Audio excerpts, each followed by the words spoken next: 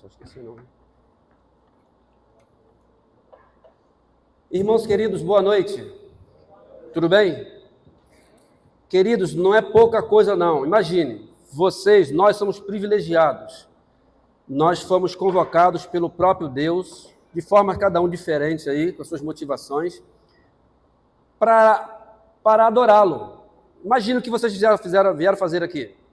Adorar o santo, o perfeito, o puro, o excelso, o majestoso, o glorioso, o magnífico, aquele que no estalar dos dedos pode fazer com que eu e você deixemos de existir, mas que por bondade e graça dele, ele tem nos permitido viver aqui, e não só tem nos permitido viver, tem cuidado de nós, tem nos confortado, nos consolado, mas, sobretudo, apesar de sermos o que somos, de fazer o que fazemos, ele nos salvou por meio de Jesus Cristo. Então, vocês estão aqui, nós estamos aqui, porque graciosamente o Deus eterno, por meio de Jesus Cristo, nos salvou. E aí eu estava falando para os nossos adolescentes aqui, aconteceu uma coisa maravilhosa, o véu do templo se rasgou de cima a baixo. Ou seja, eu e você, que não tínhamos acesso ao eterno, ao puro, conhecíamos Deus tão somente enquanto Deus criador, né? Na manifestação da natureza, ele, no momento em que fez com que o véu do templo rasgasse de cima a baixo, nos reconciliou consigo mesmo, nos chamando de filho, nos convida e nos permite que acessemos a ele. Não precisamos de ninguém para nos relacionarmos com ele, para mantermos comunhão com ele. Tão somente de Jesus Cristo, aquele que nos substituiu na cruz do Calvário. Perceberam, irmãos queridos, a importância e que não é por pouca coisa que nós estamos aqui? Por isso, queridos, a ele, ao santo, ao eterno, ao perfeito, ao majestoso, seja dada a honra, a glória e o louvor. Amém? Amém. Que a comunidade responda com amém, bem forte. Amém? Amém. Deus seja louvado para todo sempre. Deus é maravilhoso. Apesar de sermos o que somos, apesar de nós, Deus é maravilhoso. Meditaremos hoje, irmãos queridos, no Salmo de número 46. Nos diz assim, o Salmo de número 46.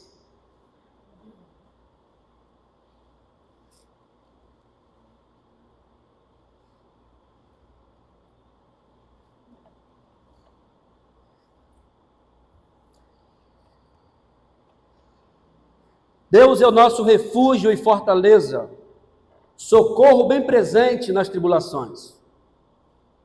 Portanto, não temeremos, ainda que a terra se transtorne e os montes se abalem nos seios dos mares, ainda que as águas tumultuem e espumejem, e na sua fúria os montes se estremeçam.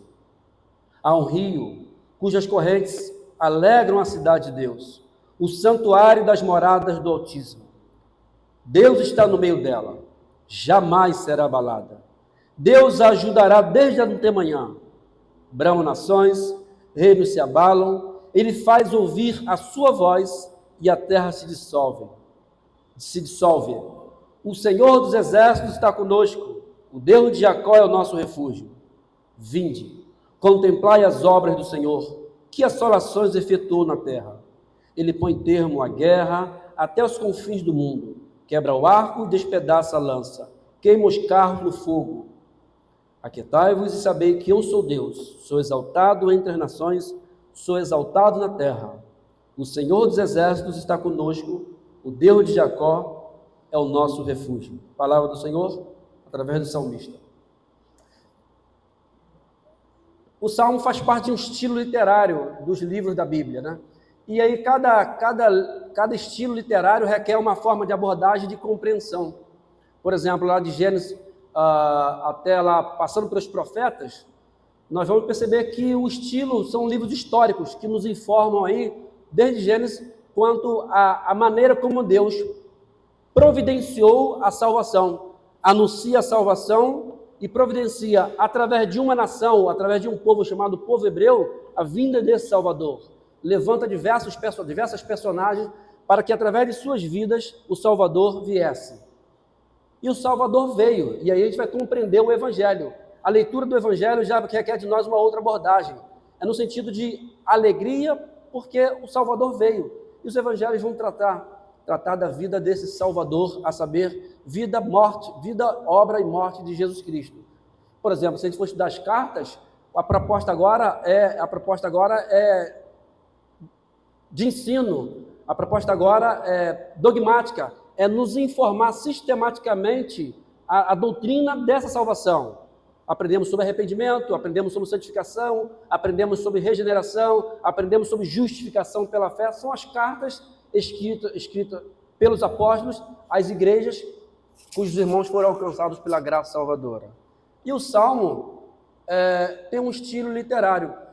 O Salmo, eu julgo que é um dos livros que mais se parece comigo e contigo, porque são histórias de homens, no caso aqui do Velho Testamento, que viveram esse processo do cumprimento da vinda do Salvador.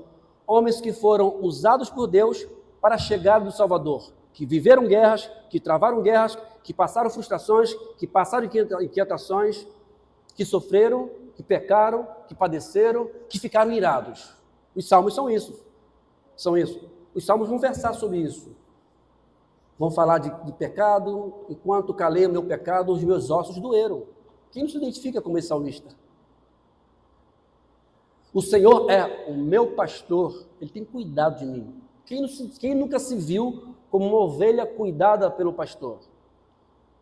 E tem os salmos também de adoração, de louvor, de exultação diante de um momento de vitória, de intervenção divina, e os salmistas cantam. Cantai ao Senhor um novo cântico, conforme cantamos aqui hoje à noite.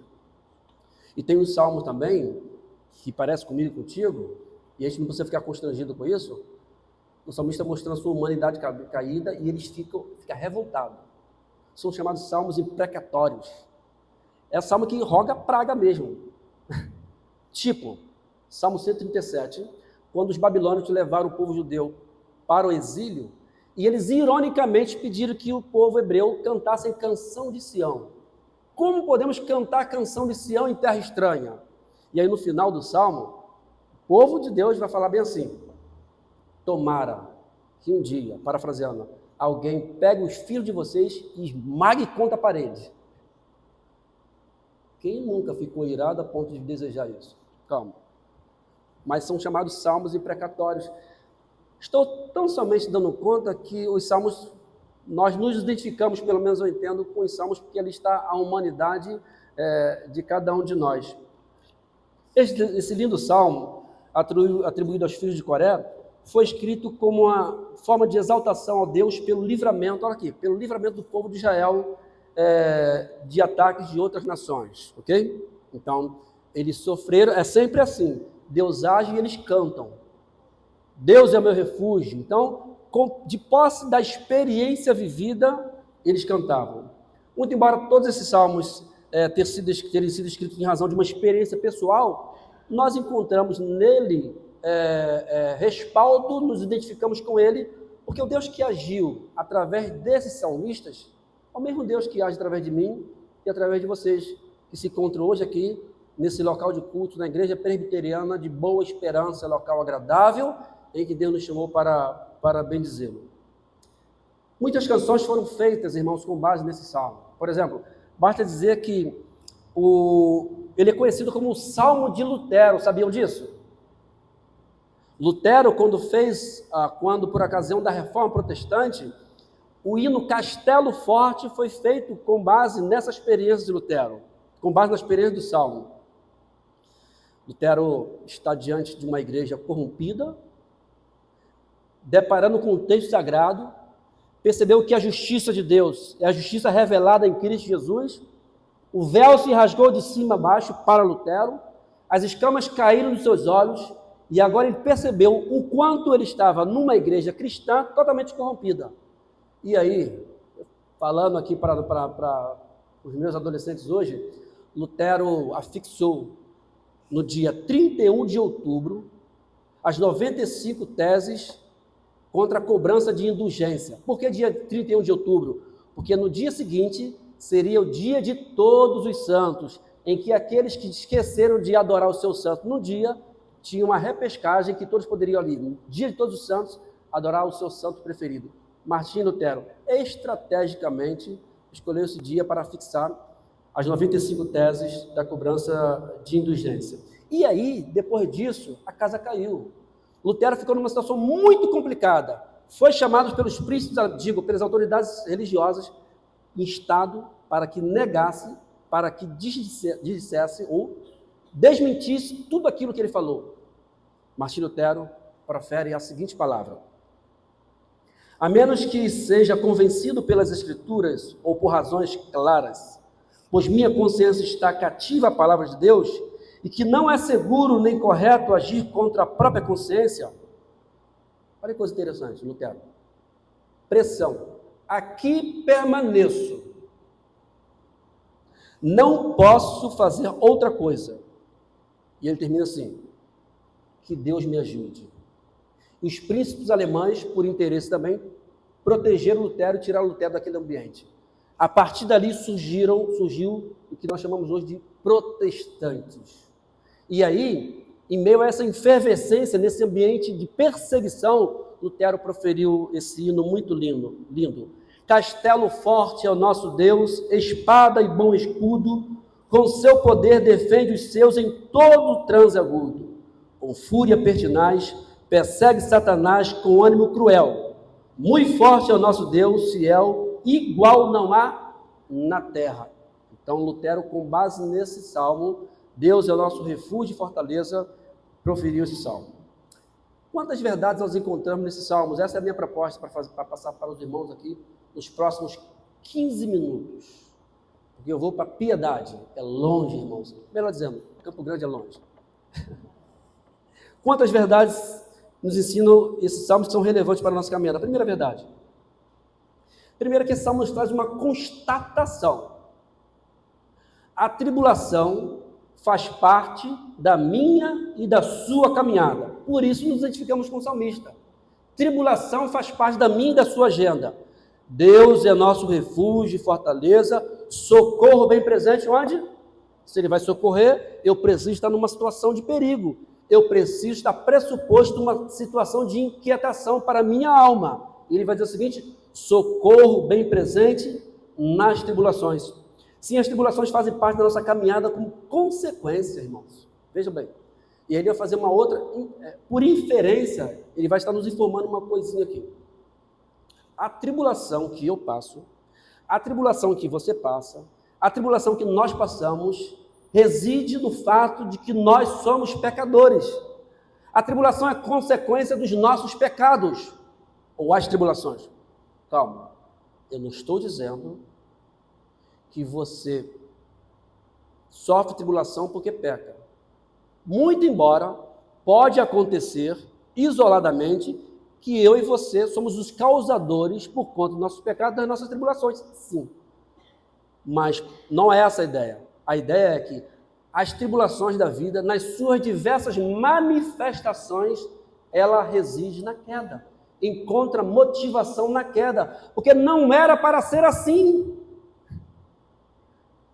A tribulação é resultado da nossa obediência ou da desobediência do Adão, do nosso representante.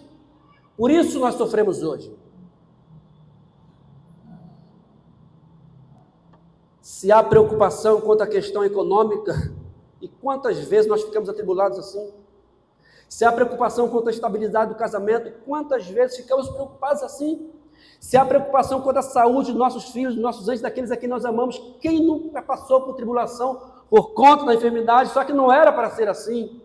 Se há tribulação por força da violência da nossa cidade, e agora Campo Grande, mais precisamente, isso é fruto do pecado. Quem não passa tribulação, bem-vindo, Campo Grande, Zona Norte, isso aí é direto, eu me refiro ali ao Largo do Correia. Se passamos tribulação com medo de ir e vir, isso é por conta da queda, não era para ser assim. Se vivemos uma estabilidade no país, qual é o melhor presidente? Não sei, porque não era para ser assim. Uma coisa nós sabemos, a nossa pátria é celestial. Oramos pela nossa pátria aqui. O nosso conforto é saber que, independente de quem seja a nossa pátria, é a celestial. Contudo, aqui estamos e aqui padecemos passamos por tribulação. A tribulação ela é resultado da queda, sofremos porque pecamos no Éden. Não é? Deus é nosso refúgio, fortaleza, socorro bem presente na tribulação. É isso que ele vai dizer. Passamos tudo isso por conta dos nossos pecados. Não era para ser assim. Não era para eu ser seduzido, seduzido a pecar. Não era para eu ser egoísta. Não era para eu ser avarento. Não era para eu ter nenhum tipo de preocupação dessa natureza. Mas eu tenho medo. Eu tenho medo de perder as filhas. Temos os nossos medos, as nossas inquietações. Não é verdade? Mas não era para ser assim. Bem, uma outra coisa que Salmo aqui nos traz é que, apesar de fazer o que fizemos no Éden, o texto diz, né, uma outra constatação, é que nós não estamos sós nesse ambiente. Ele faz a afirmação, a minha vida é vida de tribulação, mas ele afirma, Deus é nosso refúgio e fortaleza, socorro bem presente nisso. E aí é libertador, irmãos queridos, sabemos que afirmamos, reconhecemos que passamos o que passamos porque somos caídos. Mas não obstante sermos caídos, o Deus da glória, o santo, o perfeito, o puro, aquele que não deve nada a mim e a você, cuida de nós por pura bondade dele, graça livre dele. Não tem compromisso com nenhum de nós. O que ele faz é favor imerecido. E o que ele deixa de fazer é misericórdia, porque se ele fizesse aquilo que merecemos, pereceríamos agora. Esse Deus, que foi ferido no Éden, contra quem pecamos em Adão, o texto diz que ele está conosco nesse ambiente. No ambiente das minhas inquietações, ele está presente. Louvado seja Deus, amém? No ambiente das minhas frustrações, ele está presente. Deus é meu refúgio e fortaleza, socorro bem presente. Dessa forma, queridos, cantou também o salmista, olha que coisa linda. Elevo os meus olhos para o monte, de onde me virá o socorro? O meu socorro vem do Senhor, que fez o céu e a terra. Salmo 121. E aí, para enfatizar o cuidado de Deus, o salmista se utiliza de algumas figuras representativas da presença de Deus. Né? Quando a gente se encontra nesse ambiente de inquietação, eu tenho certeza, não é revelação, não conheço a vida dos irmãos, não. Basta dizer que somos humanos para eu ter certeza de que em cada coração aqui há uma inquietação, há uma pendência, né? Há algo a ser resolvido. O poeta diz que as nossas vidas elas são mais tristeza do que alegria. Né? E eu e você passamos por isso. Então, o que nesse ambiente em que nós precisamos é de um local seguro. É de um local seguro. É onde se refugiar. Como eu me refugiar da minha inquietação, do meu medo, dos meus traumas, das minhas inseguranças, das minhas dúvidas? Onde eu me refugio em tudo isso? Às vezes atrás de um remédio, nada contra os remédios, às vezes atrás de uma terapia, nada contra a terapia, faz parte do processo, é necessário, mas o salmista diz que existe algo que vai para além de um medicamento, existe algo que vai para além de uma psicologia, existe algo que vai para além de uma terapia, existe algo que é sublime, suficiente para mim e para você, a saber, o Deus que é o nosso refúgio. E ele vai dizer o seguinte, ó, Deus é o nosso refúgio, lugar seguro. É ali que nós encontramos sossego para a nossa alma.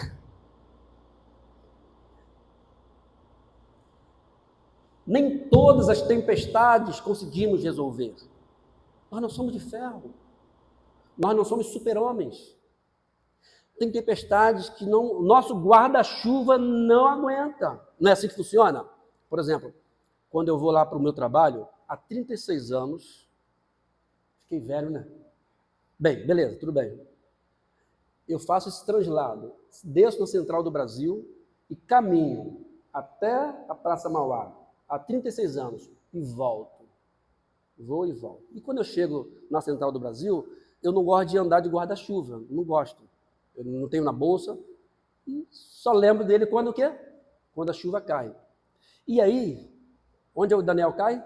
Naquele camelô que está vendendo aquele meia-boca por R$5, agora dá até mais barato, né? Dá mais caro, R$15, R$20.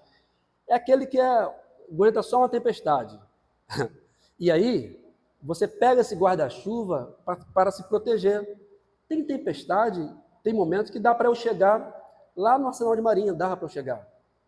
Tinha outros, irmãos, que não dava. Sobretudo quando atravessava a ponte Arnaldo Luz. Ali o vento, e a gente ria, sem conhecer ninguém, que era mais de 3.000 pessoas passando naquela ponte, cada um com seu guarda-chuva, um guarda-chuva chique, caro, de 100, 200, 300, e o guarda-chuva da Central do Brasil, de 15, 20 reais, esse era o meu. E aí os guarda-chuvas subiam assim, todo mundo ria um do outro, caçoando, porque está chovendo, não obstante o guarda-chuva. Contando só essa historinha para dizer o seguinte, nem todos os guarda-chuvas aguentam tempestade, e nem sempre temos... Aí o que a gente faz? Vai para a marquise. Opa, meu guarda-chuva não foi suficiente, eu preciso ir para um lugar seguro. A vida é assim. Nem sempre teremos condições de administrar as tempestades da vida, é isso que o salmista está dizendo. Em Deus temos um refúgio certo. Amém? Ele é o nosso refúgio. Ele é a medida de todas as coisas. Nós não podemos recorrer a outra fonte senão a Ele mesmo.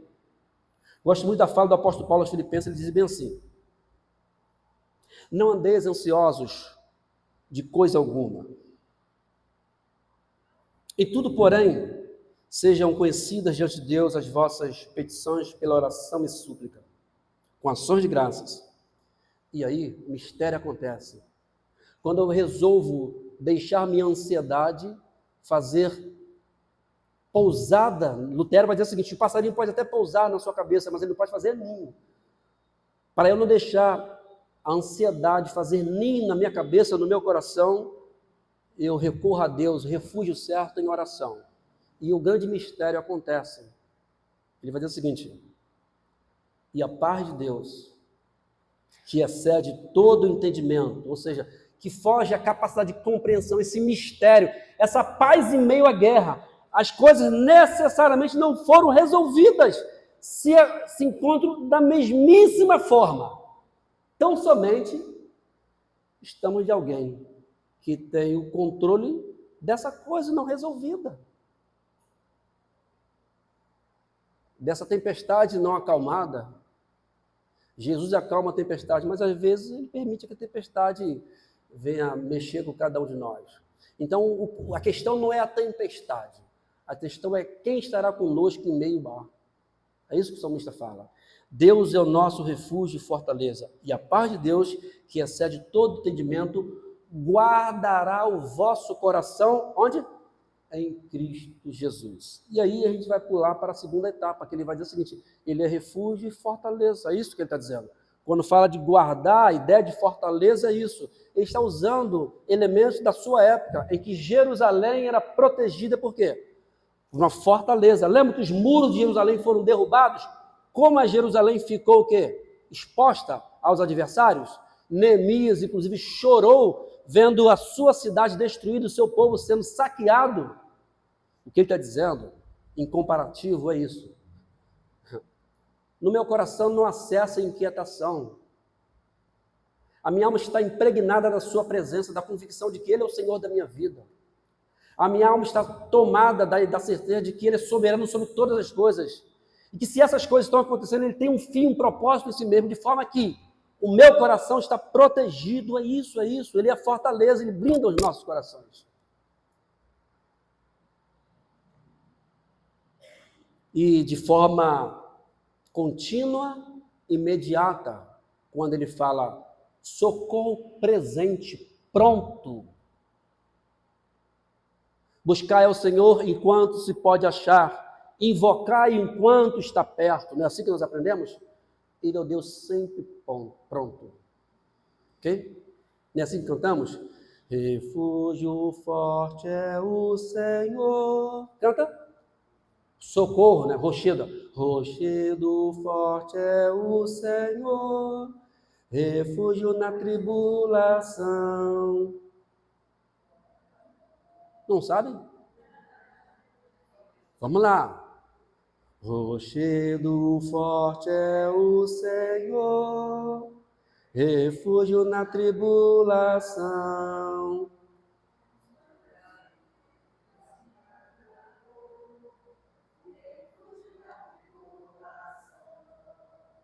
Ó, Cristo é nosso abrigo no temporal. Sim, Cristo é nosso abrigo no temporal, refúgio na tribulação. Vocês percebem como nós nos identificamos nesse salmo? É isso que o salmista está dizendo. A chapa está quente, os adversários vieram contra mim, mas em meio àquele ambiente, ele declara: Deus é o nosso refúgio e fortaleza, socorro bem presente na tribulação. Terceiro ensino que nós tiramos aqui, perceba que eu vou tentar ilustrar o meu sermão cantando, eu sou uma derrota, mas leve em consideração que não é a minha habilidade, beleza? Terceiro é que nossa caminhada de vida deve ser com base no que Deus é e não com base nas nossas tribulações, é isso que Ele vai dar, né? Eu devo viver, nós devemos viver com base naquilo que Deus é. Primeiro ele afirma: Deus é nosso refúgio, fortaleza, socorro bem presente, onde? E o que vem depois? Versículo 2. Portanto, nunca esqueça essa palavra, portanto, por conta de tudo isso que falamos anteriormente, não temeremos. Não temeremos. Ainda que a terra se transtorne, ou seja, não é temor porque está tudo tranquilo, não. Até que a chapa esteja quente, irmãos. Não obstante a enfermidade, não obstante o desemprego, não obstante a crise econômica, não obstante a crise no casamento, não obstante tudo, ele vai dizer o seguinte: ó, calma, Deus é nosso refúgio e fortaleza, portanto, não temeremos, ainda que os montes se abalem no seio dos mares, ainda que as águas tumultuem e espumejem, e na sua fúria os montes se estremeçam. Ou seja, ele está falando aqui de terremoto, de tsunami. Perceba que ele brinca aqui, ele usa a manifestação da natureza para mostrar um ambiente de turbulência, de inquietação, né? de ausência de controle. Ainda que, e fazendo um contraponto com isso, nesse ambiente de agitação, de montes caindo, de tsunami, ele vai dizer o seguinte: ó, apesar desse ambiente, existe um ser que está totalmente pleno, totalmente tranquilo, totalmente sob o total controle da nossa existência. E ele vai mostrar isso dizendo, fazendo contraponto, no versículo 4. Veja que até a leitura do versículo 4 traz uma tranquilidade para o nosso coração. Porque no primeiro momento há agitação, no segundo momento há o controle e a paz por conta da presença do Senhor. Há um rio cujas correntes alegram a cidade de Deus, o santuário das moradas do Altíssimo. E ele vai dizer o seguinte: Deus está, Deus está, onde eu me perdi aqui? Deus está no meio dela, jamais será abalada. Deus ajudará desde antemanhã.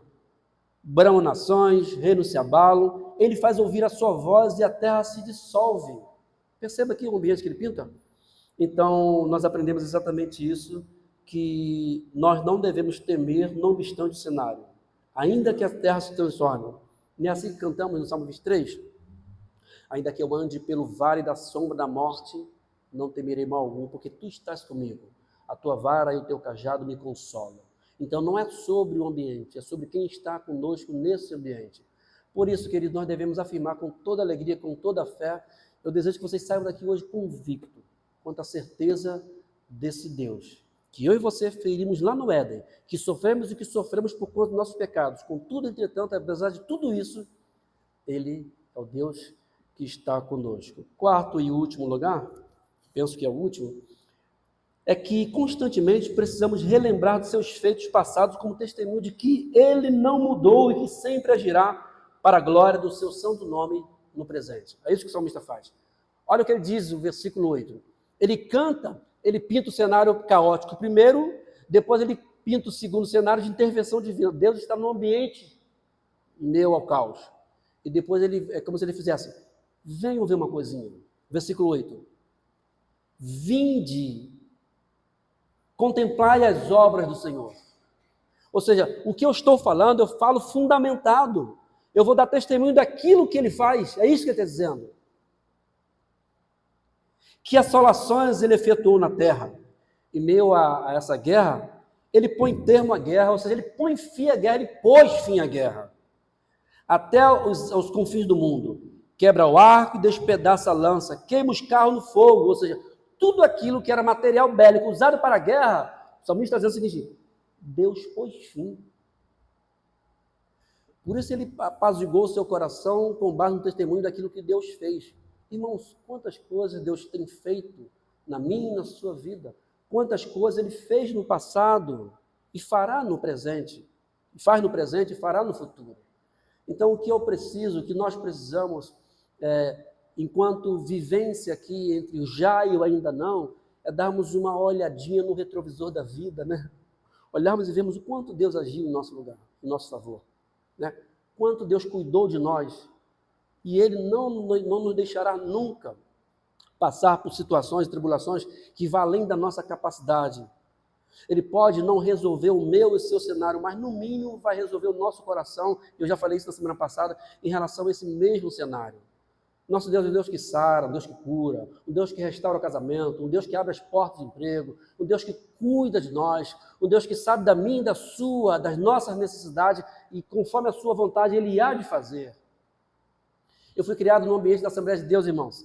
Confesso que eu ficava até chateado com meu pai. Meu pai, velhinho, para gostar de falar do Deus que cura. Eu fui criado dessa forma. Praticamente todos os cultos, o meu pai, eu sentadinho aí com 5, 6, 7 anos, meu pai pregando sobre um Deus que cura, e ele falava assim, é como se ele dissesse assim: vinde e veja. Meu filho, vem cá. E eu, de novo, pai. E ele mandava eu levantar o dedinho assim, ó. Meu filho perdeu a ponta do dedo, teve gangrena. Meu filho quase morreu. Os médicos pediram que eu assinasse, minha esposa assinasse um termo para arrancar o braço, porque parece que a gangrena chegou ao braço aqui e arrancar o braço dele. E eu não vou fazer isso. Não assinei e fui para casa orar. E meu pai dizia, no dia seguinte, olha eu chorando, a ponta do dedo do meu filho secou. Só retornei ao hospital para tirar aquela ponta e ficou meu filho aqui, sem dedo, mas está aqui. Queridos, é só para dar conta de que esse é o nosso Deus. Um Deus que cura, um Deus que restaura, mas entendemos, contudo, que a vida é passageira. Porque um dia, quando Daniel partir, a terra há de comer, não só o meu dedo, mas todo o Daniel. Mas quando o Senhor voltar, os mortos ressuscitarão e Daniel retornará no corpo glorificado, assim como eu e você. Louvado seja o nome do Senhor por essa grande verdade. Por isso o salmista canta com toda alegria, e nós precisamos olhar para o retrovisor da vida, como Deus tem cuidado de nós nesse sentido. Nós não podemos duvidar nunca daquilo que Ele fez. Queridos, finalizo a minha fala, como conclusão, dando conta de que a melhor maneira, irmãos queridos, de administrarmos bem os nossos contextos de tribulação, e isso é privilégio dos santos, ou dos salvos, é não perdermos de vista que Ele, vocês não têm noção, na realidade tem, e vou só afirmar para vocês aqui, Ele nos livrou de um mal maior. Não é a possibilidade de perder um dedo, não é a possibilidade de perder a saúde, não é a possibilidade do casamento acabar, não é a possibilidade do emprego perder, não é a possibilidade da violência, não é isso. É algo mais tenebroso, é algo mais inquietante para a nossa alma, é algo que duraria para todo sempre, para toda a eternidade. O sofrimento que vivemos hoje seria duplicado, a 10ª, a 1000ª potência. Deus nos livrou disso, a saber, da sua própria ira. E aí, quando eu compreendo, como percebo o que Deus fez por mim, eu firo a sua santidade no Éden, eu desobedeço no Éden, e ainda assim Ele se mostra como um Deus forte, um Deus refúgio para cuidar de mim e de você no tempo e no espaço, e por meio de Cristo Ele nos garante a vida eterna, nos possibilita, por consequência, a possibilidade de fazermos uma releitura dessa tribulação que eu e você vivemos. E aí quem vai nos ensinar isso é o apóstolo Paulo, no capítulo 5. Justificados, pois, mediante a fé, temos paz com Deus por meio de Jesus Cristo. Não é isso que ele vai dizer? Por intermédio de quem obtivemos igualmente acesso pela fé a esta graça, da qual nos gloriamos e estamos firmes. E gloriamos também na própria glória de Deus. E ele continua, versículo 3. E não somente isso, mas também nos gloriamos em onde? Nas próprias tribulações. Ou seja, o que Paulo está dizendo é o seguinte: antes da fé, o que era razão para tirar a minha paz, tirar a nossa paz, tirar a nossa alegria, no Evangelho, somos instados, somos exortados a olhar esse ambiente de tribulação e nos gloriarmos nele, e nos aproveitarmos desse ambiente. Porque a tribulação produz perseverança, produz experiência, produz esperança. Isso vai gerar algo em mim e em você. Dói. Mas o caráter de Cristo, a imagem de Cristo, é refeita em nós nesse momento de tribulação. Portanto, não é sobre a tribulação, é sobre quem estará conosco. E o salmista afirma: Deus é nosso refúgio, fortaleza, socorro bem presente nas tribulações. E compreendendo isso, é que Paulo fez a seguinte afirmação muito linda, e eu já recitei isso aqui 325 vezes, vou repetir mais uma vez. Porque para mim, em tempo certo, que as aflições ou que as tribulações dessa vida não tem como se comparar com a glória que há de ser revelada a mim e a você por conta de Jesus Cristo, nosso Salvador, razão da nossa alegria, da nossa esperança. Por isso a Ele seja dada a honra, a glória e o louvor. Como você entrou aqui hoje? Qual é a sua tribulação? Qual é a sua inquietação? O que tem roubado a sua paz? Curva a sua cabeça e converse com Deus agora. Converse com Ele sobre como está o seu coração. Como você entrou aqui, o que você veio buscar? E o que você veio buscar, Deus pode resolver, mudar cenário. Mas o que você veio buscar, Deus também pode não resolver, mas muda o seu coração em relação a isso. De uma forma ou de outra, é sobre Ele. Ele está contigo. Ele está no meio de nós. Ele é o Emanuel, Deus presente, o Deus que habita em nós, mediante a pessoa maravilhosa do Espírito Santo. Converse com Ele agora, adore o Senhor agora. Exalte o Deus da terra, o Deus da glória, o santo, perfeito. Pode elogiá-lo agora. Pode, inclusive, pedir perdão a Deus, porque quantas vezes eu e você reclamamos e Ele está lá conosco. Paulo foi conversar com Deus e a resposta dele foi: Paulo, a minha graça te basta. E o salmista vai dizer que a graça ela é maior que a vida em todos os seus contextos. É sobre essa graça que invadiu o nosso ser, invadiu a nossa vida e nos fez filhos de Deus. Senhor, queremos colocar as nossas vidas agora em Tuas mãos e Te render graças, porque Tu és a nossa rocha, nosso refúgio e fortaleza. Tu és o Deus maravilhoso que conduz a história, que cuida de nós, que nos socorre, que nos conforta, que nos consola, apesar de nós. Queremos Te pedir que o Senhor nos perdoe pela nossa incredulidade, pela nossa falta de confiança, porque muitas vezes atropelamos, Senhor da glória, tomamos decisões que não deveriam ser tomadas por pura ansiedade, por pura inquietação e falta de confiança no Senhor. Paz-me, Deus. Muitas vezes duvidamos da Tua vontade, que a Tua palavra afirma categoricamente que ela é boa, que ela é perfeita e que ela é agradável. Nos perdoe. Visite cada coração aqui, que entra aqui para adorá-lo, para bendizê-lo, mas entra com os seus queixumes, com as suas demandas. Eu suplico que o Senhor permita que saiam daqui transformados, renovados, mas sobretudo que saiam daqui salvos, que saiam daqui convertidos, que saiam daqui impactado pela mensagem do Evangelho, pelo fato de que Cristo o substituiu na cruz do Calvário. Faça isto, Deus. Oramos dessa forma, em Jesus Cristo, nosso Salvador. Amém. Que Deus nos abençoe, irmãos, que Deus nos fortaleça cada dia mais. Liturgia do Diácono. Agora eu quero água. Não é liturgia não, vai ser a despedida. Eu faço a despedida, isso aí para a benção. Tá. Beleza. Segura aqui, amigo. Irmãos,